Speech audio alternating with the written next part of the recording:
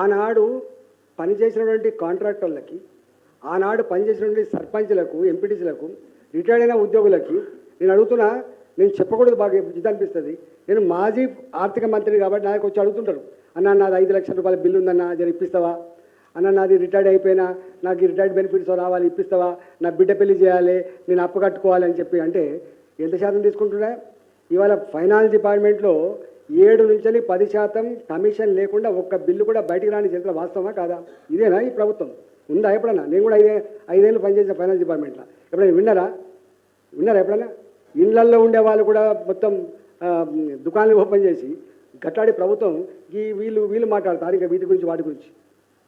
జ్ఞానం ఉండాలి. ఫస్ట్ గిట్లా చేసినప్పుడు గిన్ని ఏళ్ళు వెనుక చూపిస్తానే భావన ఉండాలి.